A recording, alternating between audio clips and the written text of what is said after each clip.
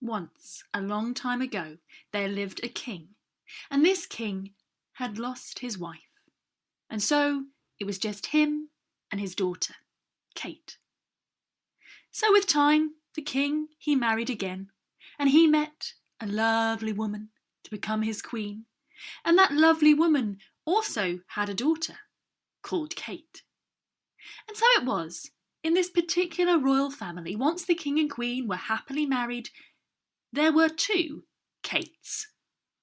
And it would have been rather confusing for everybody, except that because the king's daughter Kate was very, very pretty, everybody called her Bonny Kate, beautiful Kate. And they called the queen's daughter Kate just Kate. Now, the two Kates didn't mind about all this very much, because they were not just sisters. They became best friends. And they spent every hour of the day together, even the hours of the day after dark when they were supposed to be in bed. In those hours, the midnight hours, Kate and Kate would sit up in bed and they would talk and they would laugh. And because each girl had her own orchard at the palace, and Bonny Kate had a beautiful orchard of all sorts of fruit trees, and other Kate had a beautiful orchard of all sorts of nut trees. Well, they always had plenty of fruit and nuts to eat at their midnight feasts. However, while the two Kates may have been happy with this arrangement and very good friends, there was somebody who didn't like that the king's daughter was called Bonny Kate and her own daughter was called just Kate. The queen was deeply unhappy. And as the girls grew older and Bonny Kate grew more and more beautiful, her unhappiness grew too. Until one hot summer, the hot summer of the two Kates' 16th birthdays, the Queen decided to do something about it. What she did was she went to the local henwife. Now, I don't know if any of you have ever been to see the local henwife, but you should know that henwives are very, very powerful, wise women. And some of them are good and helpful henwives. And some of them are a little bit more like witches. And this local henwife was one of the latter. So the Queen had a word with the henwife, and the henwife had a word with the Queen. And quickly it was decided what to do about Bonny Kate. And as the Queen left the henwife's house, the henwife called after her, don't forget, my dear, make sure that the girl eats nothing before she comes to me." So the next morning, the Queen spoke to Bonny Kate. She said, my dear, I need you to go to the henwife for me. Will you do that? Skip along before breakfast now, like a good girl. Go see what she wants." And Bonny Kate, stomach rumbling, had to go and see the henwife. But because she was so hungry, on her way out of the palace, she nipped into the palace kitchens, and she helped herself to some oat cakes from the larder. And so she happily munched those as she went down the road to see the henwife. Well, she arrived at the henwife's house, and she was invited in. And the henwife, she saw, had a big pot of something steaming on the fire with the lid on. And the henwife said, "Come close, my dear, come close. Lift up the lid of the pot, and we shall see what we shall see. Well, Bonny Kate was an obedient girl, so she came close to the henwife, came close to the pot. She lifted up the lid, and the steam got her full in the face. But nothing happened. Said the henwife. "Very well. Go back home and tell your mother, the Queen, to keep her larder door better locked." Bonny Kate did as the henwife asked. And the next day the Queen, her mother, said to her once again, "Bonny Kate, be a dear, run along to the henwife for me before breakfast. Skip along quickly now." So Bonny Kate's stomach again rumbling, once again she had to run off to see the henwife.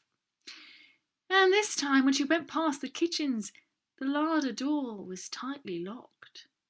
So she had to go without any breakfast. But as she skipped down the road, she happened to see a farmer coming up the road towards the palace carrying a basket.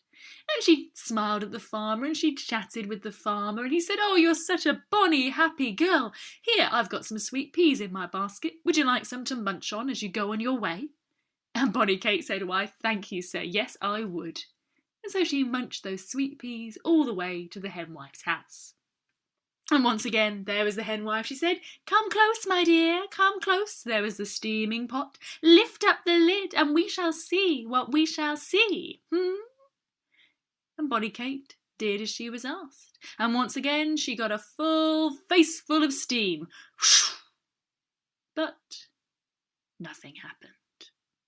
"Huh!" said the henwife. "Tell your mother that if she wants a job done, she better come along herself." And she sent Bonny Kate packing. So the next morning, Bonny Kate was hoiked up by her mother the Queen and marched off to see the henwife without a single bite to eat. They arrived. There was the henwife, there was the steaming pot. "Oh, come close, my dear, come close. Lift up the lid, and we shall see what we shall see. So Bonny Kate, an obedient girl, she went to the pot, she lifted the lid, she got a full face full of steam, and horror! A sheep's head jumped out of the pot and settled itself over Kate's own head and came to settle on her shoulders. And the smell and the stuffiness, the stink and the slime on Kate's face. And she blinked and she blinked and she blinked her eyes, and she realised she could see very dimly out of the sheep's eyes. But the sheep's eyes, because it was a dead sheep, were crawling with maggots. And she could feel them sliding and slithering and sliming around her own face. Well, the henwife and the Queen were mightily pleased with their work, and the Queen said to the henwife, "Well, they'll never call her Bonny Kate again now, will they?" And the two women cackled together. They high-fived. Good job, well done. And the Queen led Bonny Kate back to the palace. Now, when Kate, the Queen's daughter, saw what had become of her sister, and she understood that this was her own mother's fault, the rage boiled up inside her plain as plain, and she could feel it in her tummy, and she could feel it in her throat, and you could see it on her red cheeks. And Kate could not find words to speak to her mother. Instead, she gave Bonny Kate a great hug around that maggoty old sheep's head. She stroked her sister's arm and her shoulders, and she said, "Let's go." And so the two sisters packed their bags that very evening, and they packed their pockets full of the lovely fruits and nuts from their two orchards, and they set off into the big, wide world. The greatest adventure is what lies ahead. Today and tomorrow are yet to be said. The chances, the changes are all yours to make. The whole of your life is in your hands to take. The whole of your life is in your hands to take.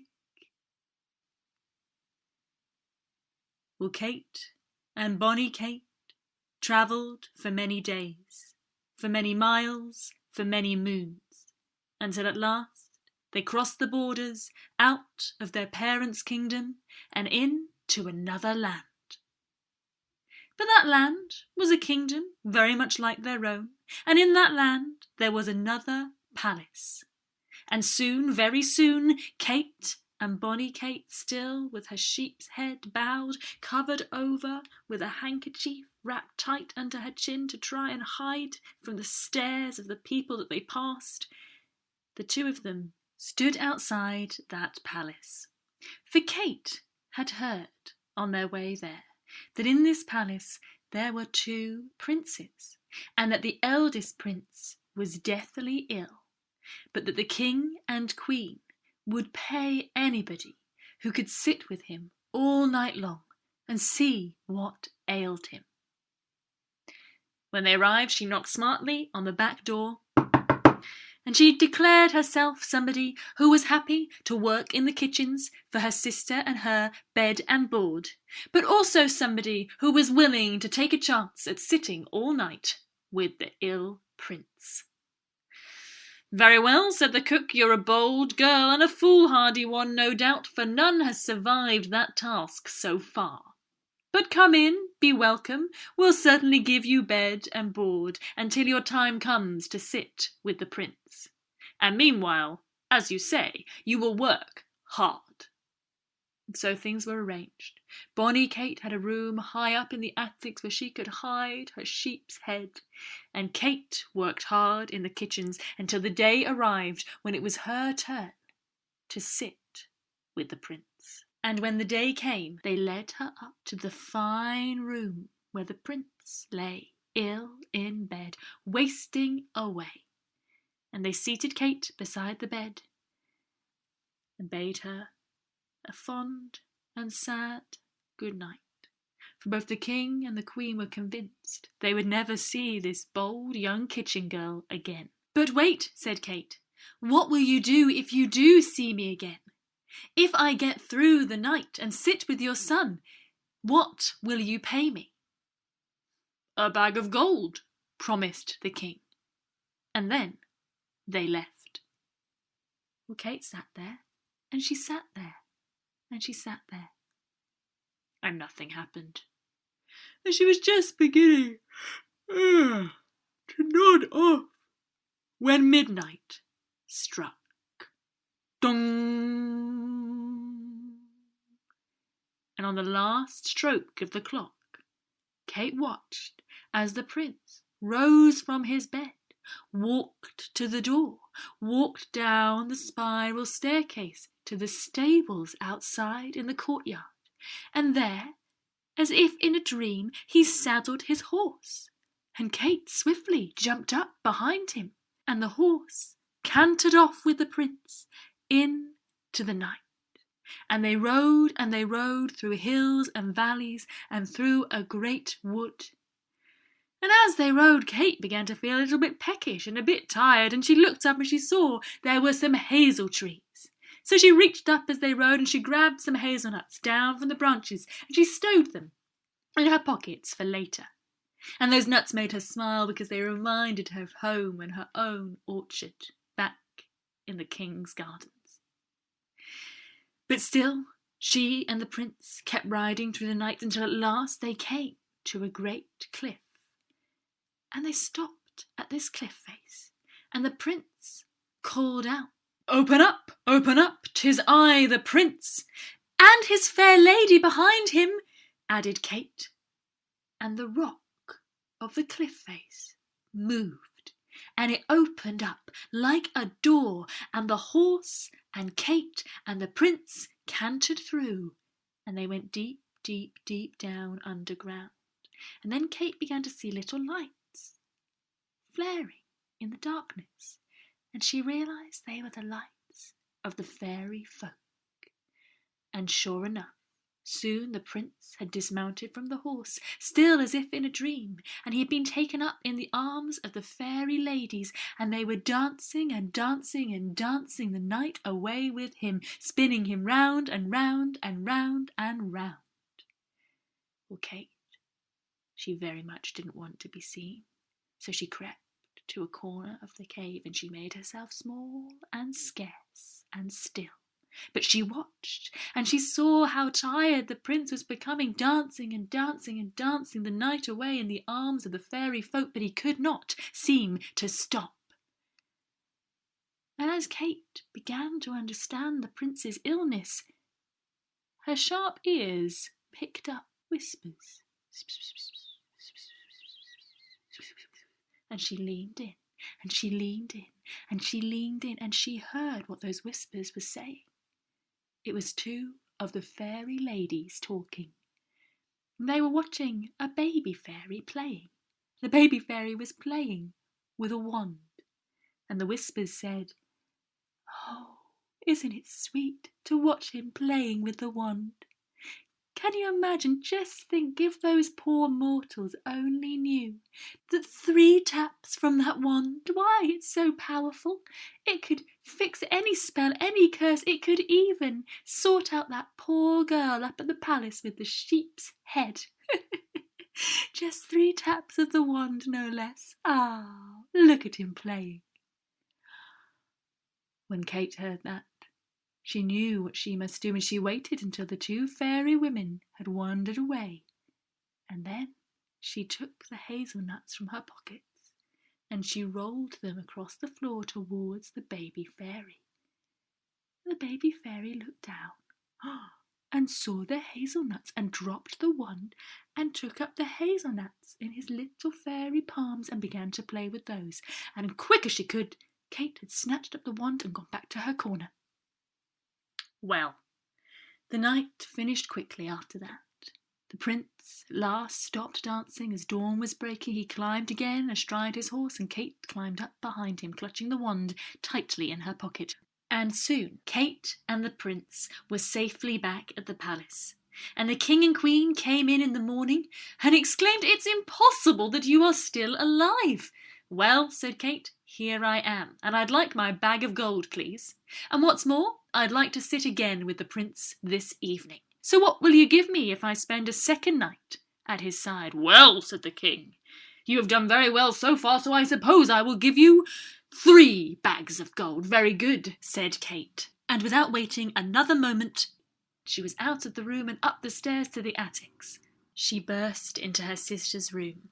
With the wand held high, she took hold of Bonnie Kate's maggoty old sheep's head, and she tapped 1, 2, 3. Ha! That old maggoty sheep's head jumped off her sister's shoulders and poof! Exploded into maggoty dust. And Bonnie Kate was well again. And the 2 sisters embraced, and Kate gave her sister the rest of the hazelnuts she'd gathered, and they sat and they laughed and they talked for the rest of that day. But evening soon came again, and again Kate sat beside the prince's bed. She waited and she waited, and she was just beginning to nod off when dong! And the prince was up and down the stairs and on his horse, and Kate behind him, and again they rode and they rode, and she took up the hazelnuts as they rode through the forest, and they came to that great cliff face. "Open up, 'tis I, the prince," called the prince, and his fair lady behind him called Kate, and into that underground fairy world they went. And again the prince was dancing and dancing and dancing the night away, and Kate made herself scarce, but she watched and she listened, and once again she heard, and she leaned in and she leaned in, and she heard the whispers, and the whispers tonight were the same 2 fairy women watching the same fairy baby, and today the fairy baby was playing with a little yellow bird. And the whispers said, "Oh, look at him playing with a little yellow bird. Just think, such a powerful bird it is, a toy for our children, but to those poor mortals up there, why, this bird could cure any illness, any sickness. Just think, that poor prince who lies ill in the palace.